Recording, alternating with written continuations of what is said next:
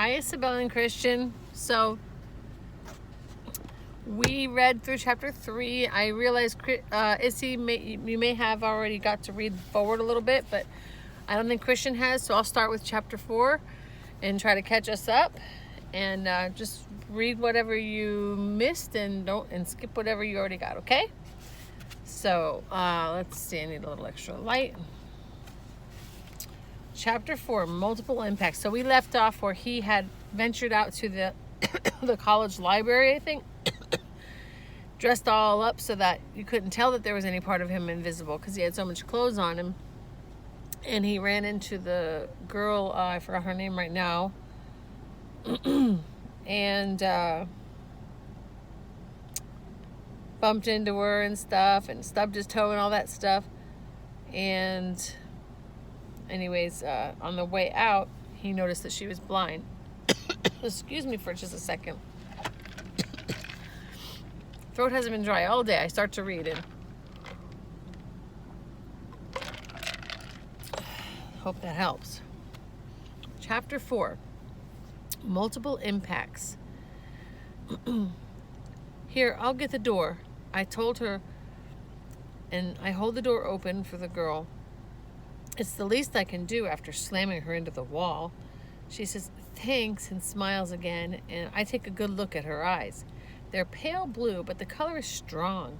And now that I know she's blind, I can see that her eyes look that way, like windows with the shades pulled down. I thought that was an interesting way for a sighted person to describe a blind person's eyes, because I'm a sighted person, and I've never, ever saw a blind person's eyes as windows with the shades pulled down. That's not how they look to me. Most of the time when I see a blind person's eyes, depending if they have anything else going on with their eyes, usually it just looks like they're looking past me, like they're looking through, seeing right through me, like I might be a window and they see something through me, but I don't really see much else difference. Okay, so sorry about that. There are little white scars below both eyebrows, but nothing you'd notice, nothing to keep her from being pretty. She's a little shorter than I am, but I think maybe she's older. Her hair isn't very long, about to her chin. It's brown and straight, and it's cut on an angle so it grazes the jawline on both sides of her face.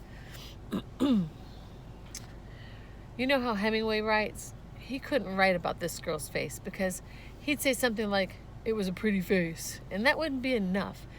This face needs someone like Dickens or maybe Tolstoy, someone who'd take a whole page and spend some time on her eyebrows and her cheeks, or maybe notice the shape of her mouth when she's concentrating on walking with her cane. We go down the steps, and I can see she doesn't need much help getting around. At the bottom, I want to sprint for the bus, but I say, so, are you at the university? She shakes her head. No, I just come here to study sometimes. I'm still in high school. Yeah, me too, at the lab school. But all I can think about now is how late I am. So I say, well, I'm really sorry, that I bumped into you. I've got to go, so maybe I'll see you around. For half a second, her face changes, something sharp and bitter. But right away, she smiles again and says, sure, see you around. I'm half a block away, racing the bus to the next stop before I figure it out. The way I'd said, I'll see you around, and the way she looked at me before she said it back, because she can't see. Not me, not anybody. I guess I maybe hurt her feelings, or maybe she thinks I'm a jerk. But so what? See you around, see you later. Everybody says stuff like that. After sprinting, the bus feels way too hot, but my big toe is happy, and I don't have to run the whole way home. The bus goes past my house and starts to slow down for the stop at the corner. Panic. It's a pure gut reaction because there's a gray Taurus in the driveway. Our car. Dad's already home. And I'm guessing he's already running around yelling my name, already calling Mom on her cell phone, already kicking his brain up into overdrive trying to figure out what to do because his new science project is missing. My mouth tastes like copper and my heart starts drumming. And when I get off the bus and start running, right away I'm thinking of all the ways that I can sneak into the house. Maybe I can get in, strip off my clothes, and then make up a new I mean, some excuse why I didn't hear him calling. Like maybe I was in the bathtub with my ears underwater, or maybe I had my Walkman turned up too loud. I'm on my fifth or sixth lie when I remember. New rules. There are new rules. So I just walk up the front steps, stomp across the porch, and use my key to open the door. Dad's there to meet me. He looks bad. He still has his coat and gloves on. His face is the color of Wonder Bread. Wonder Bread is white bread, so he is like pale. The skin stretched out over his cheekbones. Bobby, thank God. I didn't know what to think. His voice is rough, almost hoarse, probably from yelling through the house. He's breathing hard. I got home, and first I thought you were still asleep, and then I saw your coat was gone. But I couldn't imagine why you'd go anywhere unless maybe things got back to normal and you'd gone to school or something. Scared the hell out of me. Thank God you're here. As he talks, I shed layers, tossing stuff onto the marble table below the big beveled mirror. Gloves, scarf, sunglasses, hat, coat. Just like at breakfast, I feel a surge of power from knowing that I can see his face, but he can't see mine. I read his face as he talks, his eyes drinking in the phenomenon again. His eyes narrowing, his forehead wrinkling as he tries to see and comprehend. His mouth talks, but his eyes never stop hunting, looking for some hidden law of physics that could explain the missing head and hands that ought to be sticking out of my black turtleneck shirt. As I see the struggle in his face, it's a battle between the physicist and the father. The father wins, and now he's angry. And most of all, I cannot believe you could do this, Robert. This is so completely irresponsible. I thought I made it very, very clear this morning that this has to be kept a complete secret. Don't you understand how dangerous it is that it would be for you if anyone finds out about this? How can you not understand that? I don't say anything. I don't have to, so I don't. Well, Dad's not so pale now. His face is getting nice and red. He takes a step closer and shouts, "Answer me, young man. What's the idea of running off like that?" "Like what? Like what?" I shout back. "You mean like my parents ran off this morning? What did Mom say to you before you both left? Don't tell me, because I already know." She said, "Oh, don't worry, David. Sure, that was a big shock at breakfast, but let's remember it's only Bobby. It's probably just another one of those phases that Bobby goes through. Probably not fatal. I think we can leave him here alone, don't you? He'll still be alive when we get home, don't you think?" And you probably just nodded your head because you didn't really hear her, because you were already thinking about your meeting, your big meeting at the lab. So then, what do my responsible parents do? They make sure I'm asleep and they leave, because so many other things are really important. I see the change in his face. I watch my words as they hit, piercing his eyes and ears and cheeks like porcupine quills.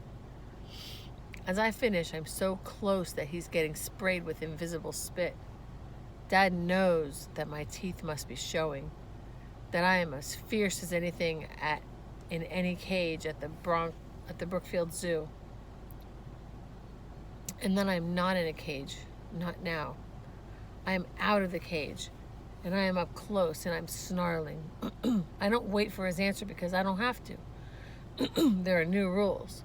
I step around him, trot up the front stairs and down the hall to my room, and I slam my door and lock it. Then I congratulate myself on the performance. I just want him to mind his own business. After a big blow up, I usually read in my room for at least an hour, but I can't, not now. I'm too hungry. I didn't think to eat lunch before I went out, so I've been running all day on a few bites of eggs and a glass of juice. I start to open my door, but then I stop. I pull off my clothes. If I have to be a spook, I'm going to get used to the feel of it. I'm going to get good at it. I walk down the back stairs slowly. Some of the steps always squeak, and I avoid them. Alone in the kitchen, I pull out the mayo and some sliced turkey and Swiss cheese. I put everything on the counter without making a sound. Silence. That's part of what I have to learn. when I ease open a drawer and pick up a knife, and the handle is hidden in my fingers. The floating blade moves where I tell it to. The sandwich tastes fantastic, and the milk after it is even better. I start to pour a second glass when I hear Dad's voice. I'm at the study door, then I glide into the room, my feet leaving tracks in the soft pile of carpet. Dad has his back to me, still wearing his overcoat. He's talking to Mom. I know that, Em, but you've got to cancel. Right, yes, very upset. Exactly. No, not a clue, really. All we can do is be here and do whatever we can. I know, but he really does need us, both of us. Good, we can pick up something special on the way back, maybe some steaks. Okay, I'm on my way. The north door, right? See you soon.